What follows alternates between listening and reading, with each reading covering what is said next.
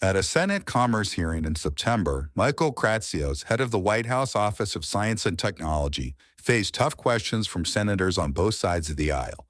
The focus, the president's AI action plan, and the artificial intelligence models being adopted by the administration. Watch the top moments right here. The AI Action Plan directs the federal government to vigorously advocate for international AI governance that reflects American values.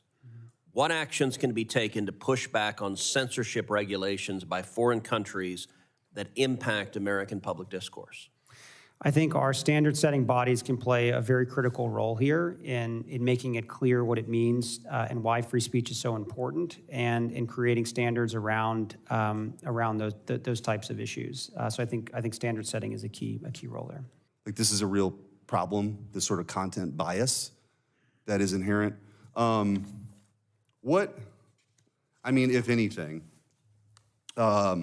is your view or the federal government's view on whether it's disclosure requirements or audit standards or something? Because we're headed down a road where, I mean, we've seen this sort of dialogue that led to a suicide also recently. Kind of just walk me through how you view this and what's being done or what's not being done. Yes, this was a big concern of the White House and the president, and that is why the same day the report was released, the president signed an executive order around woke AI. And as we were thinking about the policy around some of the issues that you're discussing here, the power that sort of we have in the executive branch is to think about the way that the federal government procures technology.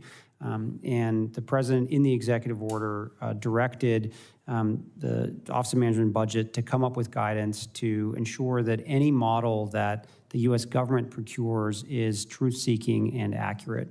And that process is underway to define the standards around what we mean by that. But the repercussions for selling a model to the U.S. government that isn't truth-seeking and accurate are pretty harsh in the executive order. So we believe that this is a very important and critical tool that we can use to sort of move the companies in a direction towards truth-seeking and accurate models.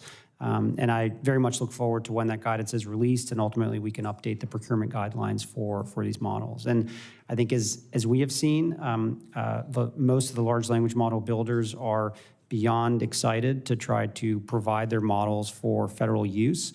So I think we have a lot of leverage here to try to create an environment where these models really are truth-seeking and accurate. Legislature in my state of Michigan just passed, with overwhelming bipartisan support, laws that criminalize the use of AI for sexual exploitation, adding to existing laws in my state which also criminalize the use of deep fakes in political campaigns.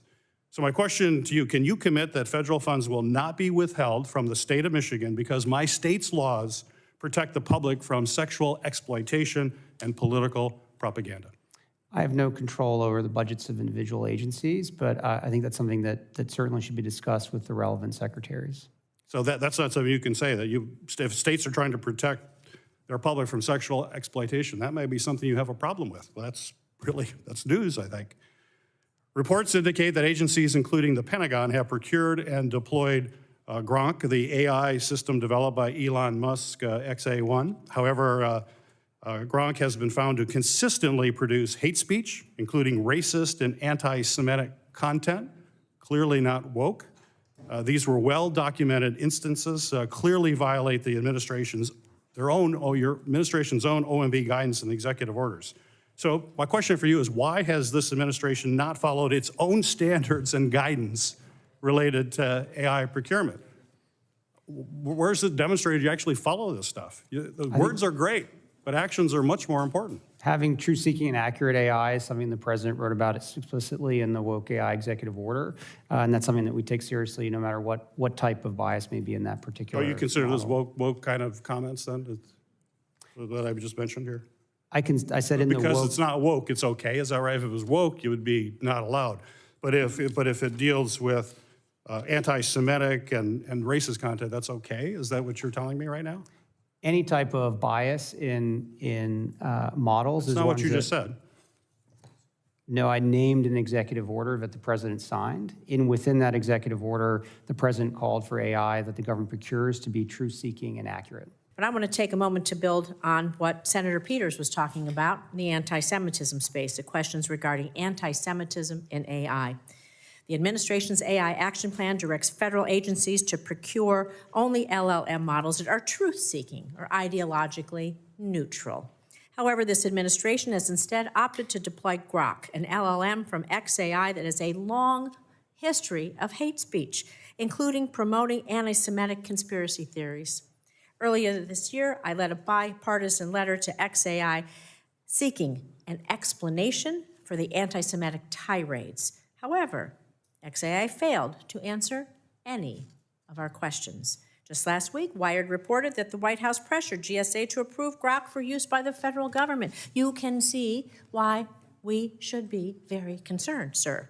So, Mr. Kratsios, will you commit to making sure that agencies do not use AI that promotes anti-Semitic conspiracy theories, hate speech, stereotypes? I could go on and on. This is blatantly wrong. And if you continue to do that, we will continue to push back. I want your commitment that you will push back on this as well. Yeah, we will commit to continue to execute the president's executive order to ensure that models are procured by the U.S. government are truth-seeking and accurate. That's not the answer. Will you commit to being sure that we do not have anti-Semitic hate speech, conspiracy theories, and tropes continue to be repeated in these tirades on the internet? It's a simple yes or no. You either you are either promoting anti-Semitism or you're not. So you're promoting hate speech or you're not. I think we're talking about the same thing. The examples that you're giving obviously aren't truth-seeking and accurate. So I think we both agree that that's a type of behavior that the president very rightfully signed an executive order to help avoid. Do you think it's appropriate that the administration is forcing Americans to pay more on their electricity bills while using their taxpayer dollars to make the problem even worse by funding the unfettered growth of the AI industry? I do not believe there's been an administration in American history more committed to growing power generation for the American people and lowering energy costs for everyday Americans. And I'm proud to work for a president and an administration that has that level of commitment. So I'm not sure what that study is, but I think there has never been an administration more resolved in actually doing the complete opposite, actually lowering energy costs for No, electricity bills are going up. Mr. Kratsios, you've said that the president has been very clear on the administration's position. Avoid a patchwork of state regulations.